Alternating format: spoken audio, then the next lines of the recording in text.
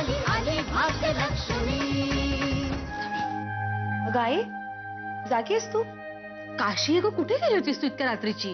अगं ते अमर वैद्य आहेत ना, फार चिडले होते, मोठमोठ्याने ओरडत होते त्यांच्या आईवर, इथपर्यंत आवाज ऐकू येत होता।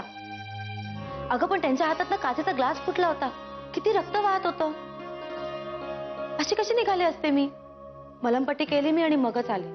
काशी, अमर वैद्यांना लग्न करायचं नाहीये आणि तो एकुलता एक मुलगा आहे म्हणून आई त्यांच्या मागे लागल्यात की लग्न कर म्हणून त्या दोघांमध्ये वाद झाला। आज त्याच्या जखमेवर मलमपट्टी करून आलीयस, उद्या हाच माणूस तुझे गाण्याचे वर्ग बंद पडायला कमी करणार नाही। नाही आई, अमर तसे नाही करणार। म्हणजे कशावरून सांगतेस? त्यांनी मला सांगितलं की मी फार छान गाते म्हणून। काय? नमस्कार, मी भैरवी देशमुख, या सोसायटीत राहते 103 मध्ये। अच्छा, तुम्ही नवीन राहायला आलायत ना या सोसायटीमध्ये? काल रात्री तुमच्याच घरातून खूप आरडाओरडा ऐकू आला मला।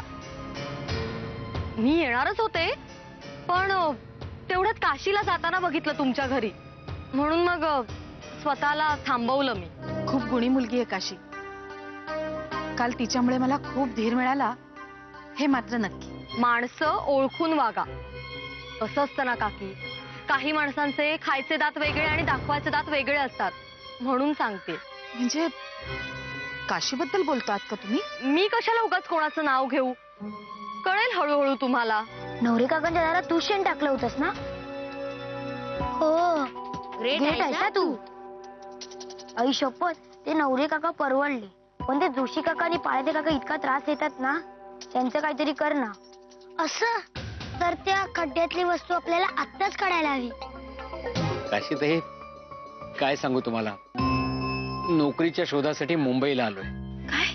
मंदिरानं ट्रस्ट केला आणि ट्रस्टने सुद्धा पगारावरती 10-12 पुजाऱ्यांची नेमणूक केली आहे। बाप्पाची मनमानी करायची आता पुजारी। शेवटी कोयनेला आणि मुलीला माहेरी नेऊन ठेवलं आणि नशीब अजमावण्यासाठी मुंबईला आलो। माझं बाळ कसं आहे? घरी सगळे कसे आहेत? भाऊ काका, गोदात्या आणि हे? गुरु, तुम्ही मुंबईला जाताय, जर तिथे योगायोगानं तुम्हाला काशी भेटलीच तर तिला इथल्या घडामोडींबद्दल काहीही कळू देऊ नका। हो गुरु, तिला जर कळलं की गोदाहत्या गेल्या, तिचं बाळ पळवण्यात आलं, संजयनी आत्महत्येचा प्रयत्न केला, तर ती बिथरण्याची शक्यता आहे। मग कदाचित असंही होऊ शकतं की आई भिराईला दिलेलं वचन मोडून ती तडक इकडे निघून येईल आणि मग आईचा कोप होईल गुरु, आणि ते संजय करता अतिशय घातक आहे। बरोबर सांगा ना। सगळं अलबेल आहे। आता तुम्ही गेल्यानंतर संजयराव मनानं खचून गेले होते, पण ते सुद्धा काही काळापुरतेच। पण नंतर गोदात्याने आणि भाऊने त्यांचं मन वळवलं आणि त्यांना दुसरं लग्नही करायला लावलं। बरं वाटतंय ना आता? हो। अमर, तुला शोभलं का रे हे? अरे किती आरडाओरडा करत होतास, आणि तुझ्यामुळे माझाही आवाज वाटला। काशी इथे धावत आली, मी तिला सांगत होते आज जाऊ नकोस म्हणून, पण गेली ती। मला तर एवढी भीती वाटत होती ना की रागाच्या भरात तू तिला गोळी वगैरे घालतोस की काय। तुला बाहेर बोलवत आहेत। कोण बोलवते? त्या मुली आहेत। त्यांना म्हणावं आज रियाज इकडेच करायचंय म्हणून। ते आत नाही येणार, त्यांनी तुला बाहेर बोलवलं आहे। हुशार दिसतोय।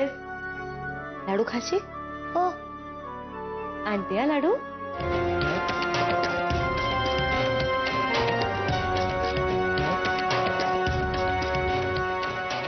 ठीक आहे,